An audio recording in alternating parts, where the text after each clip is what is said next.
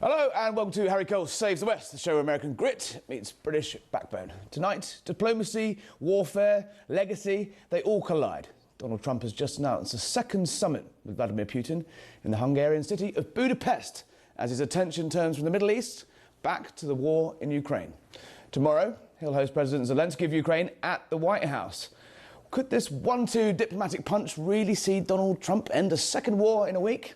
Well, many are sceptical. We've been here before. Tomorrow's meeting, of course, comes less than a year after that explosive Oval Office showdown.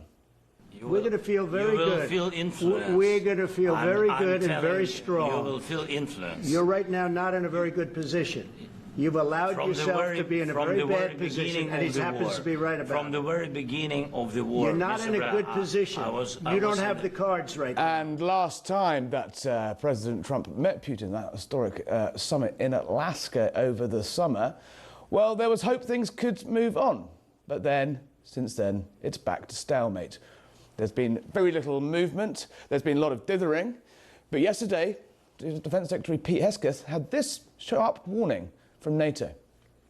Now, if this war does not end, if there is no path to peace in the short term, then the United States, along with our allies, will take the steps necessary to impose costs on Russia for its continued aggression.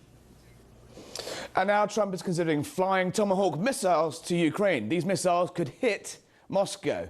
Quite the escalation for a man that said he could end this war in a week.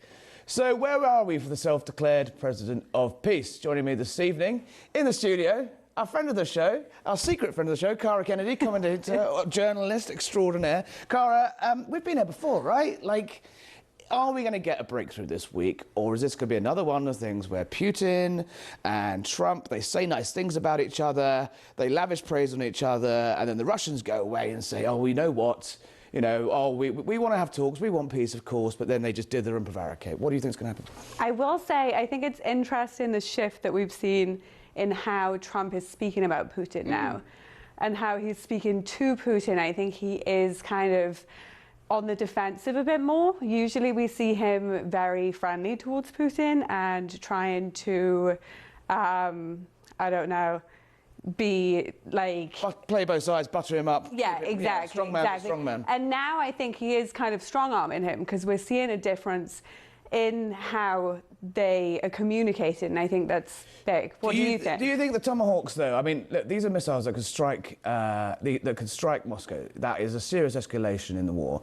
Putin today has been sort of lavishing praise on Trump over the peace still in the Middle East. It's clearly there's a slightly different change of tone from Putin as well as Trump, which makes me think he might be slightly worried that he doesn't particularly want these missiles raining down on Moscow suburbs.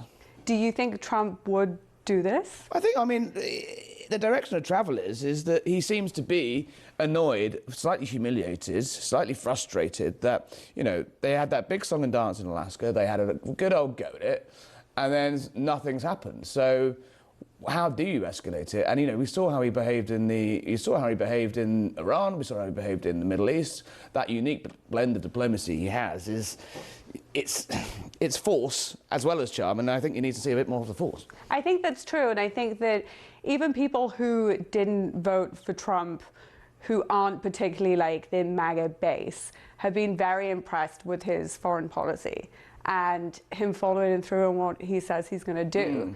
And I think that it would be insane for him to do this in Moscow, but I think that there's a chance that he could. Well, there's the direction of travel it's all been, though. First of all, there was no tanks for the Ukrainians, then it was no Storm Shadows, then it was no jets, and now it's no Tomahawks. I mean, this war is in a stalemate. There needs to be something to break that, and this could well be it. Yeah, I agree. Where are we on the Middle East? That's the other thing. Obviously, lots of noise last week. You know, it seems to be holding broadly. There's been a few skirmishes here and there. But a remarkable tweet tonight Truth Social tonight from Trump saying, you know, if Hamas don't disarm, we, quote, we will disarm them for him. Who's he talking about? Is that the Americans getting involved? Is that the Israelis? Or who is we? I think he's talking about Americans, and I think that he means business. A lot of people were quick to jump on Trump and say that there is no peace yet and the deal hasn't followed through. But Trump has been very clear with the execution of this plan, step by step, and the fact that Hamas will not have a place. Where, he seems to be getting the praise he deserves for last week, pretty much everywhere except from. Let's have a look. Let's see what old AOC said today. Maybe I'm wrong about the ceasefire in Gaza. Do you believe President Trump deserves credit for that? Well, I find there have been several ceasefire announcements and developments that have happened over the past 2 years. I think that the release of the hostages is a tremendous accomplishment, and it is providing so much healing to so many people, Israelis and Palestinians, and it is a profound and important moment in this conflict. I also think that as President Trump was on the plane back to the United States, there's already indications and questions about whether this ceasefire will hold. And I pray that it does for everyone's benefit. I pray that it does. But I do believe we need to see if it holds. I don't believe that there's been a history of fidelity to these agreements. And so I think we have to ensure that that we will see the terms held to. But do you give him credit? Do you give him credit, though, for getting to this point where it did get those 20 hostages back home with their families? In this particular development, yes, but we also know that President Trump was an obstacle to peace previously as well. Well, of course, the left can't stand it, Carl. I mean, this is a remarkable success for President Trump. And the irony that strikes me is that if this had been any other president, well, first of all, any other president couldn't and didn't get it. But there's a whole world of people out there who are refusing to give them credit for it because it's Donald Trump. Yeah. I mean, he is never going to get credit from AOC, from anybody on that screen, or Caitlin Collins as well, I mean, the fact that Trump has got the remaining hostages out, is implementing a plan, and has been able to negotiate with Hamas, a terrorist organization, is absolutely incredible. I mean, he just asked the Jewish people of this country and of all of the other countries if they think that Donald Trump has done the impossible, and they're absolutely all going to say yes. And now it has turned the Jewish people of this country as the MAGA base. Well, exactly. And I mean, around the world, back in the UK, Oxford University this week, it seems to be kicking off rather than, people are not welcoming this. Oxford University student was arrested after chanting, "Put the Zios in the ground." Right, a remarkable breaking story tonight in the UK that West Midlands police are basically saying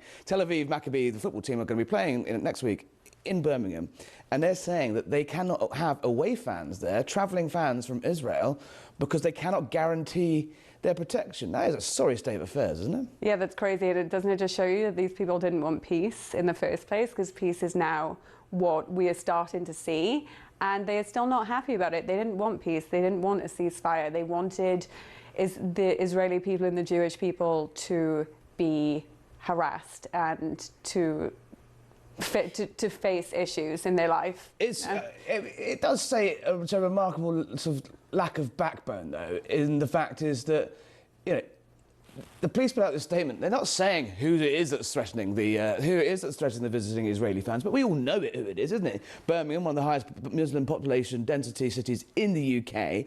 The police are basically saying they have lost control to the mob. Mm-hmm. It's remarkable. I mean, do you think it's viable for that to happen? Do you think there's going to be political intervention? Do you think the PM's going to have to get involved? Do you think they're going to have to, should they U-turn on this? Well, I mean, this is what we're seeing in the UK right now. Everybody has been warning you about it for the past decade. Of course, the people of Britain are going to step in and they are going to protect themselves, and they are going to talk about how unhappy this makes them, and the fact that Jewish people in Britain should be able to Donald feel Trump safe. wouldn't put up with this, though, would he? You'd have the National Guard in there replacing the police. He would make to not just sort of sum up how lily-livered Britain is becoming at the moment in the fact that they are, rather than saying, right, we'll go and play the match in Israel, rather than saying, well, the match is off, they're saying, oh, there's nothing we can do. Well, maybe we will have our own Donald Trump in Nigel Farage in the next election. I'm not sure of that. Right, predictions for tomorrow, though. We're going to go for a break in a sec, but predictions for tomorrow. Do you think there's going to be, will it be a dust-up style February White House meeting with Zelensky, or do you think it's going to be a slightly more harmonious, like the last time he was in town in August? Yeah, where do you think the relations are there? I think Zelensky is going to be more grateful than what we saw in February. I don't think Zelensky expected that he was going to be held to a standard of somebody who should have to be thankful and have to seem grateful outwardly. Yeah. You know, and I think that he will be better going forward. Cara Kennedy, thank you for joining us. After the break, we'll be more on Israel, more on Hamas, China, all of it coming up.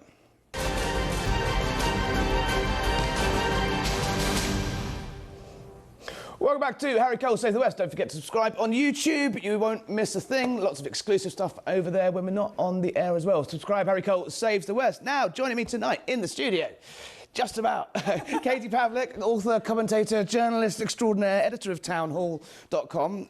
You were travelling with the president last week on his first peace mission. We'll get onto that in a second. But let's, can you fill us in what's happened today with President Putin, the phone call, 2-hour phone call. Yes. And teeing up what's going to happen tomorrow. Zelensky's back in the White House. As we discussed before the break, you know, these things can go two ways. Yes. What do you reckon is going to happen tomorrow? Yeah, so Ukrainian President Vladimir Zelensky will be at the White House tomorrow for one of many meetings he's had with President Trump since his getting back into the White House for a second term. President Trump announced today that he has had a phone call with President Putin over the last couple of months. He said that he soured on their relationship. He thought it was a good one, and he said he came into office thinking that the Ukraine-Russia war would be the easiest thing to solve, not Gaza, Israel, but this situation, that has proven not to be the case, so they're still working on it. But the big change this week is that when the president was on the plane going to Israel and Egypt for that peace summit, he talked about how he'd be willing to give the Ukrainians Tomahawk missiles if Russia doesn't want to come to the table in good faith to actually end this war, which of course would give the Ukrainians a new advantage to take out missile launch sites in Russia, to reach other military sites. Reach Moscow, right? Exactly. And the difference is that the Ukrainians would be targeting military sites, whereas the Russians are targeting civilian sites in addition to the military. So high stakes. The president also announced he's willing to meet with Putin in Budapest if the negotiators who are going to meet, I believe, tomorrow or the next day, have some progress moving forward. So they're all still working on it, but certainly not where he wanted to be at this point, and he's doing all he can after the Anchorage summit to push Putin to end the war. So you think the Tomahawks are sort of mood music before the summit? Because we've been here before, haven't we? Exactly what happened with Alaska is that they had a nice, this sort of conversation, lots of backslapping, behind the scenes.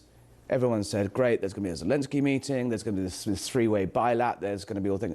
And then it just all went a bit quiet. Putin did what Putin best said. Yeah, no, of course I want peace. Everyone wants peace. But, it's peace on my terms. We've got to look at the sort of causes of the war. Zelensky's an illegitimate leader. I won't negotiate with him. And he just drags it on and drags it on and drags it on.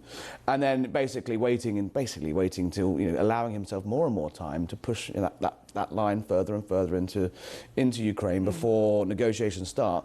What's the feeling? You are incredibly plugged in. What is the feeling in the administration tonight, after the phone call and ahead of the meeting tomorrow, that this is going to be any different? Well, the front lines really haven't changed in years. So that's, they're arguing with Russia that, look, you're not making any progress. You're actually losing a war that you were supposed to win immediately when you started it. You're losing it. The president, after the Anchorage summit, after the last meeting with Zelensky at the White House, actually said that he thinks Ukraine can win the war, which would take back all of their territory, which was a huge change from what had been said before. And also possibly not realistic.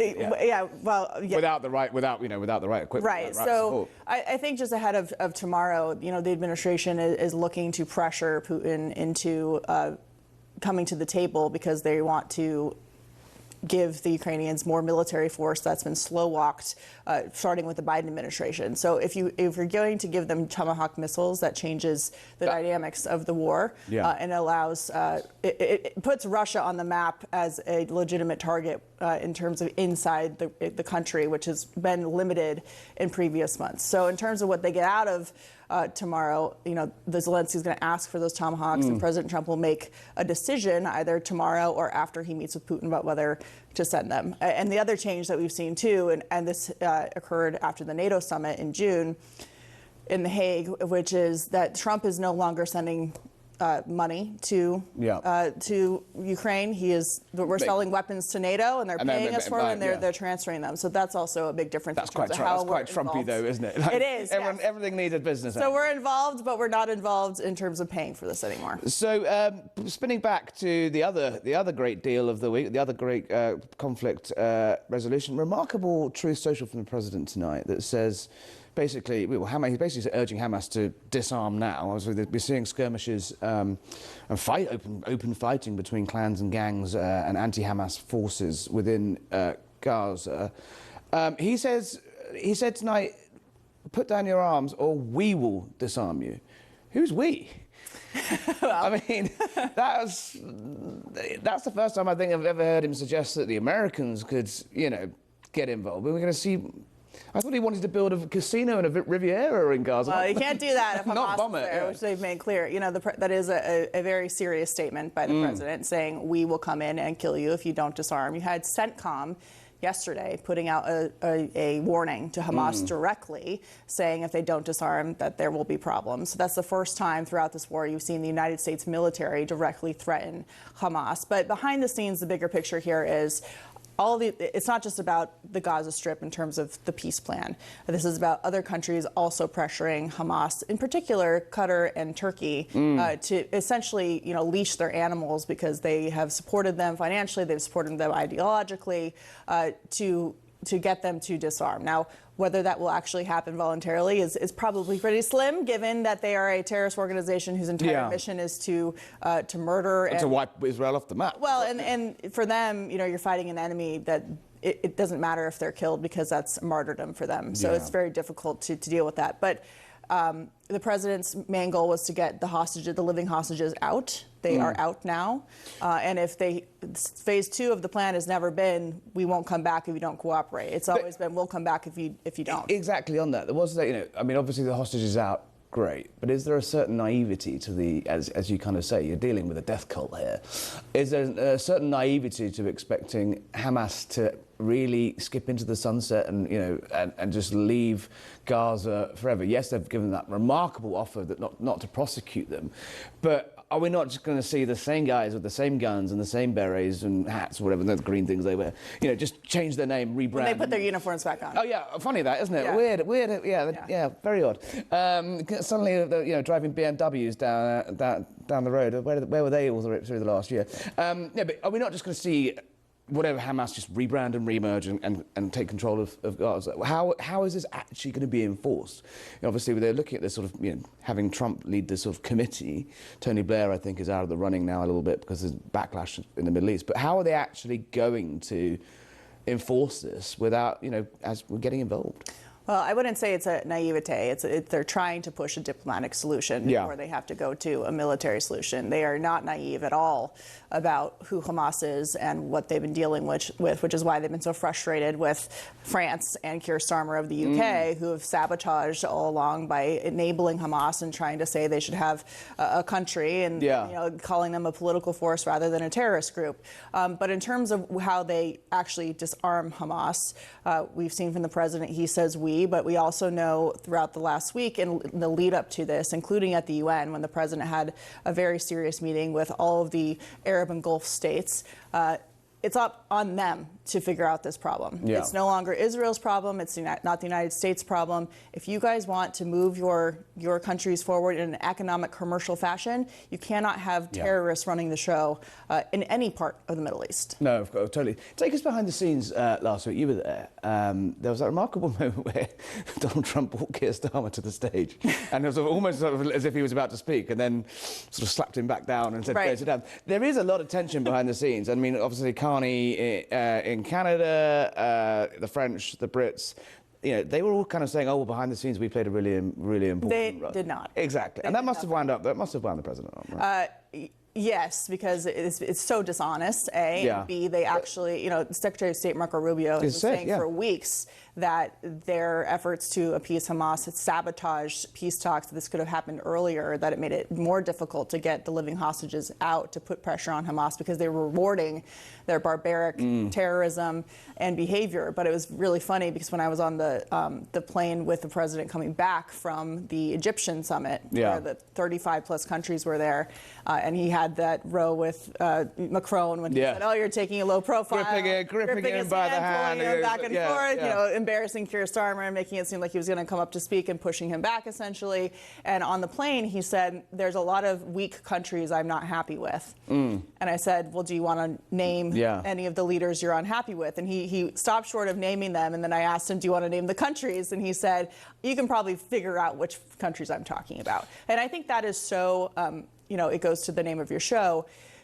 Watching the way these Western countries have handled the situation versus the Arab states and the Gulf states is just, the contrast could not be clearer. And you speak about naivete. I'm not sure it's naivete or if it's just enabling or cowardice. But the Western countries that are supposed to be standing up against this have been caving, and those who are in the region are saying, you're clearly not speaking their language and you shouldn't be rewarding their behavior. Yeah, I thought Netanyahu made that point very clearly at the, when Trump was addressing the parliament in Jerusalem, that just at the moment that actually Israel needed its friends, whatever it is, internal political pressure, demographic pressure in the United Kingdom for sure, in marginal Labour seats, obviously putting a lot of pressure on the Labour government, on Labour MPs. Macron's got his own issues. Don't know what Carney was up to. Seemed to have gone along with it just for the ride. It's a leftist. Well, there is probably that's the key thread here. And it's just at that moment that Israel needed its friends that actually they got Donald Trump. Because if they hadn't have got Donald Trump, the sort of Western alliance, the sort of the NATO countries were looking like they were sort of filtering away. And so you can't, this idea, this suggestion that, it was Biden's plan repackaged and they just... Oh, it's a joke. It's ridiculous. Yeah. I mean, he is full within his rights to claim credit for this one, right? Oh, absolutely. The fact that Joe Biden himself came out to try and say this was part of a plan that we had been working on. We worked very hard to get these hostages home. It is actually a situation of what nerve. Joe Biden, after October 7th, slow-walked the response by the Israelis, just like he did in Ukraine, against the bad guys, and therefore, dragged out the war, made it last longer. He appeased this pro-Hamas faction, pro-terrorism faction we have here in the United States. He stood on the stage of the DNC convention last August and said the people outside who are cheering for Hamas, who are saying death to the IDF, who are saying death to America, who are ripping down American flags in the nation's capital, burning them at Union Station, and then hoisting up the flag that the Hamas terrorists wear in the Gaza Strip now and when they went into Israel on October 7th, kidnapping and murdering dozens of Americans. He said they have a point. So for him now to come out and say that he somehow had anything to do with this when he was the reason why this happened and the reason why the response was slow, because he wanted to, he withheld heavy bombs, he withheld weapons, he equated both sides.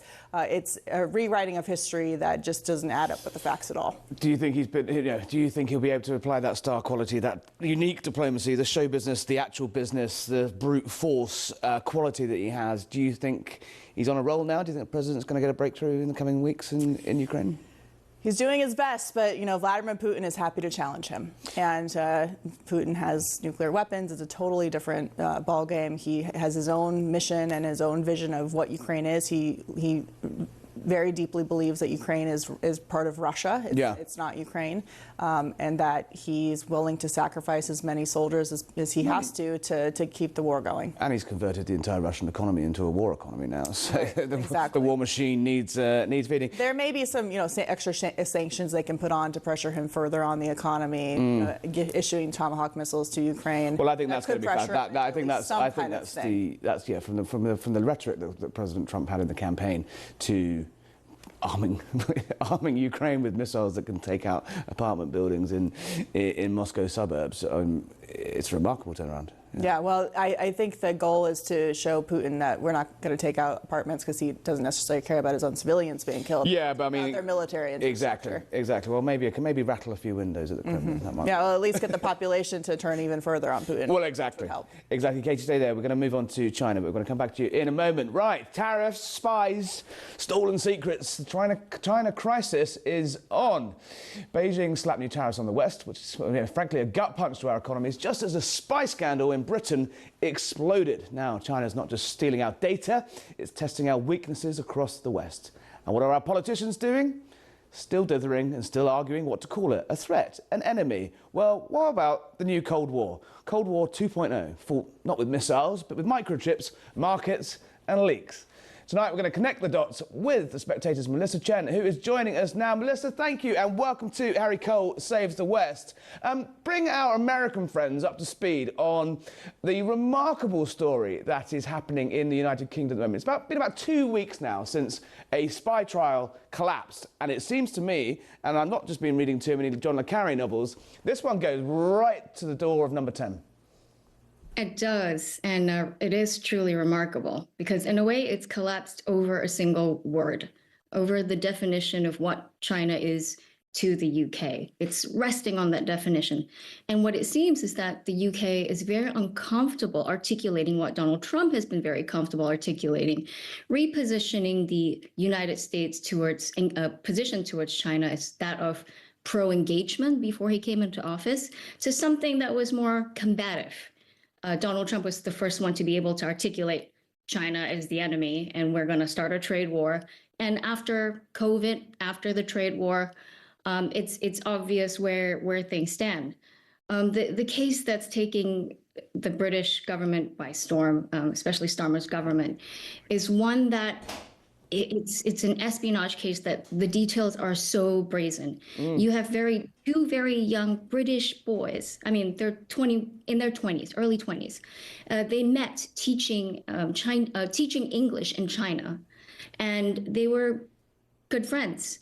Chris Berry remained a teacher, and by the way, I have to stress that they both have actually denied that they claim that they are actually innocent, that they deny all wrong.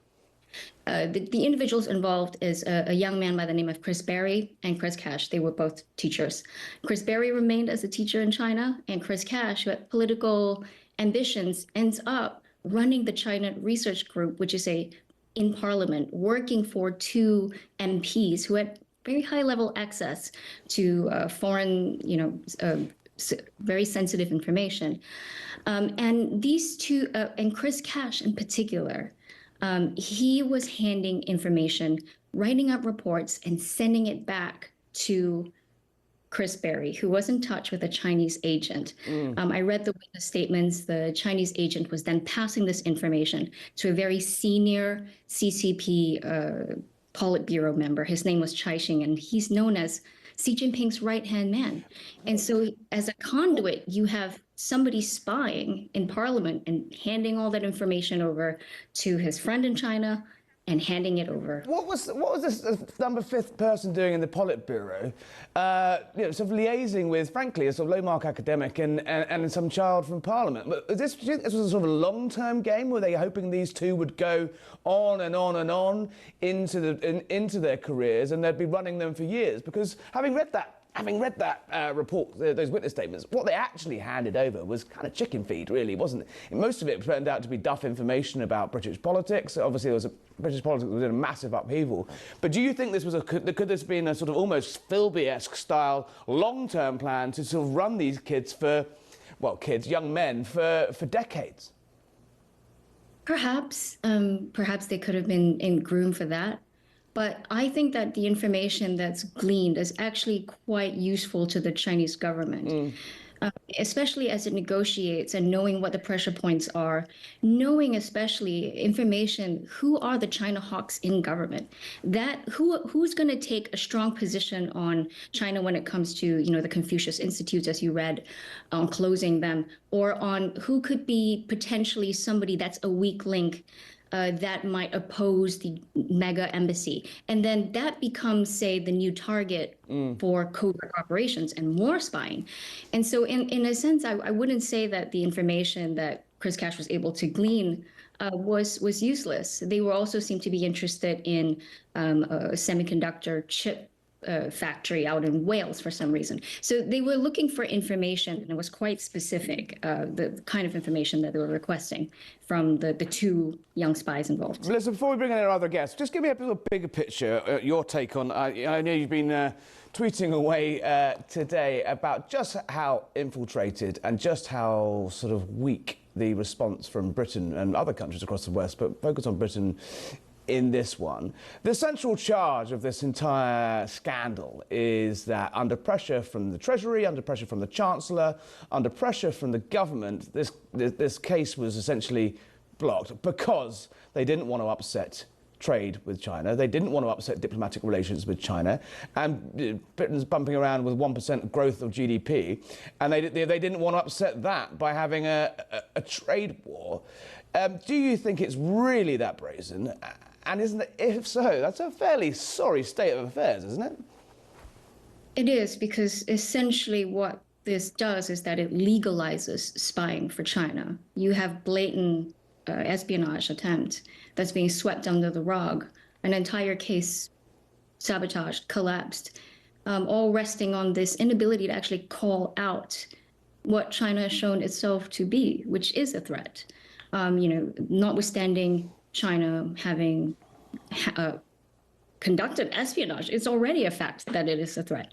And not to mention sanctioning the China Research Group and the MPs involved. Any MP that takes a more aggressive stance has been sanctioned. So if China is not a threat and we're unable to call it, I don't know how we're going to bring them to justice. But let's just stay there. I'm going to bring in Tom Rogan from the Washington Examiner, a man that knows a thing or two about the world of spookiness. So, Tom, a little side story, in fact, actually possibly an even bigger story alongside this collapsed spy trial is breaking in London, that the Chinese government infiltrated the very parts of the Whitehall structure in the United Kingdom for sharing information. Now, the government have come out with a statement last night and they said they didn't access the parts that have got the most secret information, which you've heard some dodgy denials in the past, right? That means they got everything. They got everything else. And this happened. 5 or 6 years ago. Prime Minister's been updated on it. Nothing, seemingly done in public about. There's no calling out of it. Quietly swept under the carpet. This is going to have massive implications, is it not, for intelligence sharing across the West, and particularly the special relationships? Yeah, and so depending on what was actually accessed, maybe the very top stuff wasn't, but again, we have to judge that with a high degree of skepticism, I think. You are essentially endangering the trust relationship of allies to share important information. The CIA got all their agents killed in China in 2012 because the Chinese penetrated a cyber system that the CIA was using to communicate with them. So it goes both sides. I think the real problem here, though, is that you have immense economic power on the part of China that the Chinese Communist Party then leverages in return for obedience on issues like this. So the deal is with China, we get to spy, steal all your secrets, harass ethnic Chinese, run agents, but if you question us, if you make it public, goodbye to the trade deal. And so it's bullying in the purest form. The problem is the Chinese Communist Party is an extremely powerful actor that poses a great threat to the West in general. The Minister Stephen Kinnock in Britain was out and about on the radio this morning a few hours ago now because we're on a different time zone. But he was saying basically, our green goals, our carbon goals are going to be affected by this because we need China to provide us with the solar panels and the wind turbines and all the things that we need to hit the West to hit net zero targets, which we signed up for without any plan of doing it. I mean, we're sort of hanging ourselves in from multiple angles, but, not only are we signing up to these targets, which are questionable anyway, but the very people that are able to help us do it are the guys that have got us over barrels. Yeah, and I think, again, it just plays to that point. You see the pressure, the Labour government understand how the Chinese operate, as to, Canadians, Trump, whatever. But the Chinese do not respect this kind of acquiescent behavior, and it just encourages them to go further and further. And ultimately, their ambition is to displace the US as the world's most powerful actor, and all of the accrued order, prosperity, freedom that goes with that, right? If you want to understand what the Chinese Communist Party wants for the world, look at what it does to its own people in Hong Kong and the Uyghurs. You know, this is not someone we want to be playing footsie with. Well, listen, we don't want to be playing footsie with the communists, but I mean, they're playing the long game, aren't they? We're doing decades, they're doing centuries. They are. I mean, they can plan because they don't have elections, you know, and if you, exactly as your previous guest said, look at the society they've run. They have, what they have now is a perfectly surveillance capitalism, is totalitarian. You got perfect social credit system, and that also apparently is coming to the UK very soon in the form of a digital ID. Yeah, well, Katie Pavlich, you're still with us here. Look, Donald Trump's obviously taken a remarkably hard line on China a number of times. He was tweeting over the weekend saying Xi's had a bad day, but the tariffs, I don't know where, I can't actually keep up with the tariffs. At one point they were 128%, and then they were 158%, now they're down to 50%. But where's the White House's view on this? And again, does it come into another situation where the Trump administration are looking at the Western alliance and thinking, you guys need to sort your lives out? Well, the president is grappling with trying to decouple the United States with the Chinese economy, whether it's on goods that you buy on Amazon or whether it's rare earths that we need for a number of our products, because and not for national security reasons. But the White House view is that the president planned on meeting with Xi at this upcoming summit in Asia. Yep. Over the weekend, he said, I'm no longer going to meet with him. And then when he was on his way to the peace summit in the Middle East, he said, I understand why Xi is doing this. He's trying to protect his economy, but we're going to protect ours. And I will potentially meet with him again. So we'll have to see if they decide to have that meeting on the sidelines. You know, let's not forget, during the first term, President Xi had a wonderful welcoming and ceremony for President Trump in China, and he had a less of a hard stance then. But things are becoming more difficult as China starts to withhold a number of products that are very crucial to the American economy, not just in the sense of people not being able to get the goods they want for Christmas, but for very serious products that we need for national security reasons. We'll go back to one of the national security issues in a moment, but do you think politicians are being honest enough across the West, even in America, about the pain that is going to come from this? The fact is, we saw what happened at the start of the war in Ukraine, the oil crisis, the gas crisis, surging inflation off the back of that. To decouple, as you put it, the American economy from the Chinese economy, that's going to hurt, right? It may, but it's almost like a game of chicken, right? You know, China also would be hurting significantly if we were to decouple from their economy. 4% growth or something they left last year? Well, whether that's, if you believe whether that's real or not. I've been there and I've seen the miles and miles of empty buildings that they built up for their GDP that's growing. So the president plans to make it harder for them, worse for them than it would be for us. So on the national security front, it's been how many years since COVID now? 5 years? Yep. They lied about that. They killed millions of people across the world because they're incompetence at best. Right. We'll leave it at that. Right. But they lied and lied and lied and lied and lied about that. They're spying on us. They're cutting cables. They're trying to build super embassies that they're redacting the plans for. They want to build a super embassy above the actual servers and cables that connect the City of London to the rest of the world's stock exchanges. I mean, come on, are we just being dense here?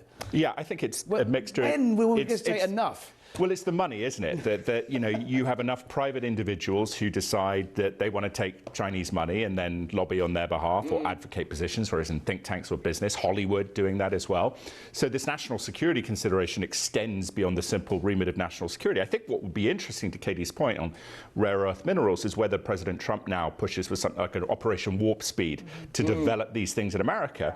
One thing that I think is positive, and which I have heard at good sources, that President Trump's reason for playing hardball with the Chinese is that he gets the CIA economic analysis that shows the Chinese are far weaker economically than they present. Okay. So he knows when he does this tweet, he's trying to. But that's how Trump is sort of perfect in terms of his, I think, approach to the Chinese when they play hardball, because you cannot give ground. You have to play it right back in their face. Ultimately, though, I do think we have to decouple, because this is the new Soviet Union, but far more powerful because of its ability to leverage its economic power to buy up people, essentially, in a way that the Soviet Union really couldn't do. They could do Kim Philby with the communism was beautiful in the 1930s, but then you get into, Stalinist apartment blocks, and people are sort of like, maybe this isn't so ideal. They also sent the lantern fly. Yes, yes. So they should be punished for that, definitely. Indeed. Final word, Melissa. You're nodding along with plenty of that. Melissa Chen from The Spectator. Well, just on the point of the elite capture, I do think that that's exactly what this spy case really represented. It's this top level of British politicians that, many of them have their start at the 48 Group Club, which is a private club that was started 71 years ago to promote trade and cross ties with China. And I think ultimately, the results speak for itself. We were told that the Chinese would liberalize after they were integrated into the international world order, after they got rich, and they're rich, and that day hasn't come.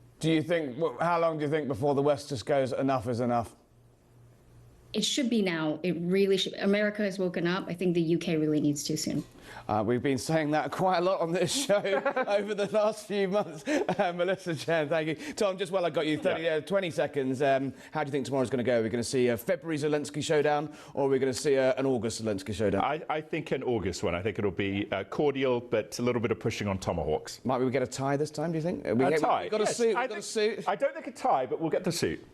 All right, don't go anywhere. Coming up after the break, we've had a heavy afternoon. We've had quite a heavy evening today of diplomacy, foreign policy and war. But after the break, we're going to look at the Arc de Trump. Don't go anywhere. Donald Trump's got his building plans out again. And you aren't going to want to miss this one. Don't go away.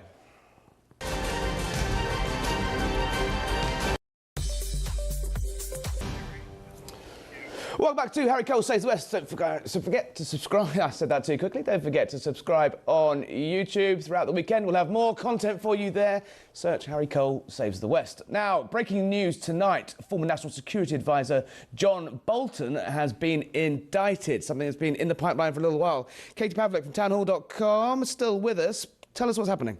So he's been indicted by a grand jury for allegedly mishandling or keeping classified information in his home, which you're not supposed to do. I don't have details, unfortunately, about what kind of documents we're talking about. But in the lead up to this, there was a lot of accusation about the president going after him for political reasons. But we're about to learn a lot more about the kinds of documents. And this investigation started during the Biden administration under the Biden Department of Justice. So it's not just a Trump Justice Department project. We're hearing tonight thousands of pages of information being He could be in real trouble. Real prison sentences are on the table here if he were to be found guilty.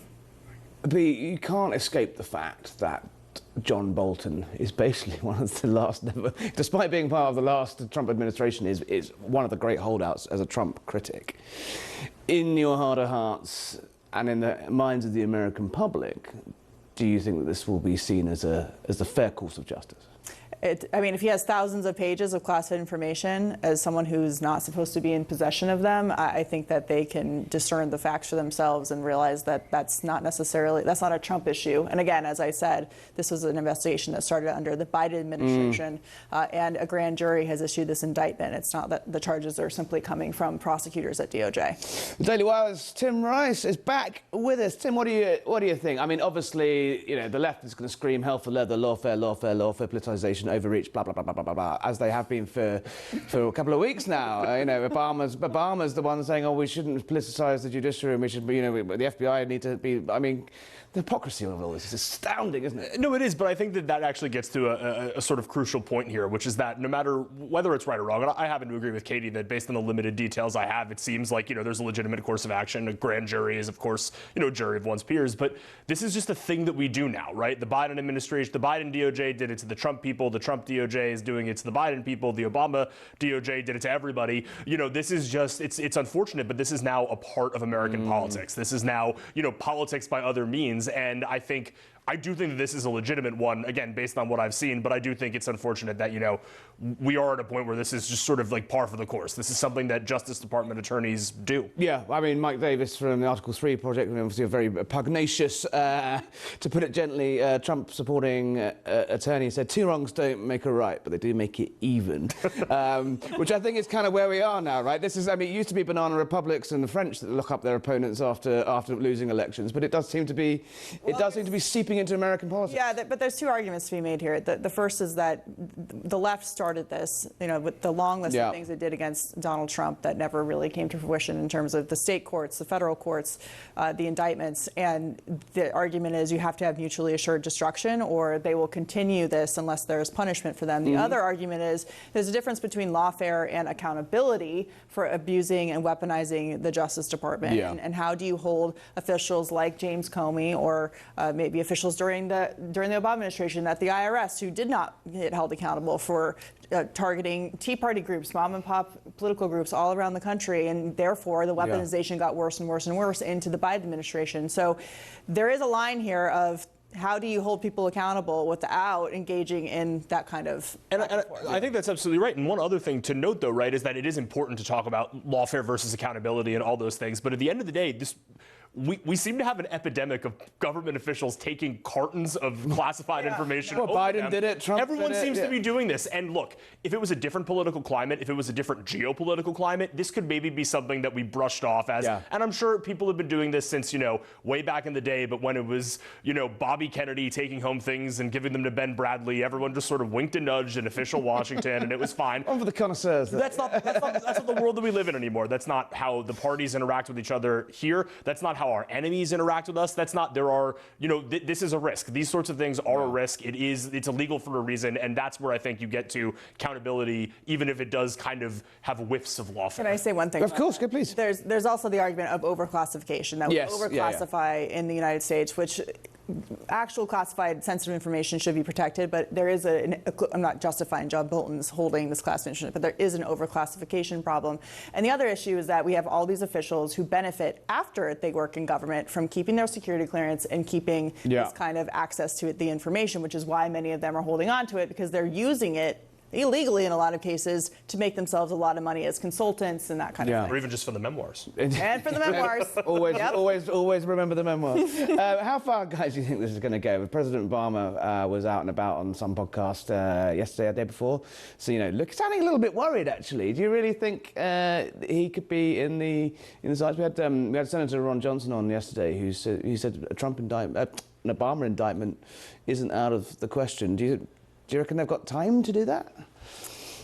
I wouldn't put it past them looking into it. I certainly that would be think like nuclear. It would be, but they indicted a former president already. So again, it's that mutually assured destruction issue. And Obama's the one who spied on his campaign and entrapped the president during his, the period between his first election and getting into the White House. He entrapped a number of his top officials. He helped with an impeachment against the president. I mean, he did do a lot of things behind the scenes. Whether they're illegal or not, I'll leave up to the Department of Justice. Tim, you have a glint in your eye as we... I don't think he's going to indict Obama. I can see him doing it too. I can very much see the case for it. But I think that there's something of this term. Again, we have a lot of Trump 2 left. But I think, you have seen, it's measured is maybe the wrong word. It's still very move fast and break things. But this time, this administration, the president seems to know when to pull back. Or he seems to know just when to stop short of the line. He's got people around him who, go... He's racking up victories. He's racking up W's.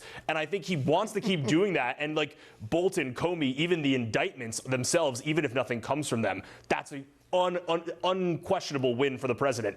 An Obama indictment, that's a whole different bag of cats. Well, and then the news cycle is all about Obama, which they don't want. Right. So. Well, the one that gets me, and I'm amazed is not a bigger story, and I've been banging on about it as much as I can, is the Biden administration FBI spying on 8 senators. That strikes me as the worst one yet, and everyone's just sort of, at best trying to sort of ignore it, at worst actively playing it down across the lefty networks. Yeah, and I think that's one, if there is going to be something, that might be one that they look at. That looks to me like a ticking time bomb. And that's also, you get into then just sort of, branches of government kind of interfering with each other. And that is one of the few things that I think both parties, people of all different ideological stripes can agree on is you just can't be doing that. Sorry to interrupt. No. I was just going to say that the senators getting spied on and that new information about them, of course, is very alarming. But the FBI has been illegally spying on regular Americans for years. They did 200,000 illegal searches against everyday people looking for terms like Bible, Patriot, Tea Party, etc. So I'm really glad that the senators who now feel like they've been attacked are paying attention to this, but their constituents have been victims of this kind of spying for years and years and years. All right, guys, we've had some serious chats tonight on the show. I want to talk about the Arc de Triomphe. I screwed it up. The Arc de Triomphe, based on Paris's Arc de Triomphe, based on Victory Arch in London, a ginormous marble arch opposite Arlington Cemetery, peering down on Washington. Is this going to be Trump's final stamp on this town before he goes off? I don't know if it'll be final, but it looks pretty nice. On the screen. I think it'll look pretty nice. I love these little. Here's one thing I love about this shot is the Lincoln Memorial looks over Memorial Bridge, and if you look up on the hill in Arlington Cemetery, there is Robert E. Lee's house, who of course was the general who led the Confederacy. So this is a unifying bridge where Lincoln Memorial is forever looking at Robert E. Lee's home, and it's very symbolic about the country and the history and moving forward as Americans. So I'm not really sure where they're going to put this. I hope they don't obstruct the view. Unless you can look through the middle of it. I mean, it's big enough, I suspect, to be. Yeah, it looks like it'll go over the Lincoln Memorial. Who knows? Yeah. I think it's got the models of it. I think there's various models of various sizes and the hell of a map. I mean, this puts the ballroom in perspective, right? We started with the patio, the sort of Mar-a-Lago style dining club in the Rose Garden, and President Trump insists this was because female visitors insisted that they can attest to that. Their high heels, their high heels were sticking into the grass. He says not a single rose has been cut down, but there is the jury is slightly out on the patio. Then we've got the ballroom, which I think they are spades in the ground. I think they are already saying they're going to do fundraising for it. When does he stop? I mean, every time I go to the Oval Office, it gets brighter and brighter and brighter and brighter, and it's going to be entirely gold if it carries on at this rate. Do you reckon he's going to get this arch across the line? I don't know if he's going to get it across the line. I mean, if he can get an infrastructure project that massive completed in Washington, D.C., he might truly be the greatest president of all time. But I think it's sort of, Trump is in many ways, he harkens back to a different kind of president. Yeah. And this is, in modern times, first ladies have really taken over these sorts of things, right? But back in the day, right, you had Thomas Jefferson, James Madison, these guys they cared. They had, when you hear like Andrew Jackson hated the White House or Harry Truman hated Camp David or things like that. So, I mean, him and Grover Cleveland, right? They were the only two non-consecutive presidents, and now he's got this Gilded Age mindset. Do you reckon he'll get it done? I think he'll get it done. And I think he won't stop with this. There'll be more. And it would take a brave Democrat to take down the big, beautiful flag from the White House. Katie Pavlich from townhall.com. Tim Rose from the Daily Caller. Daily Signal? Daily Wire. Daily Wire. I do that every time. Third time's a charm. Third time's a charm. Thank you for joining us tonight. And thank you. Don't forget, subscribe on YouTube. I will be back next week. Good night.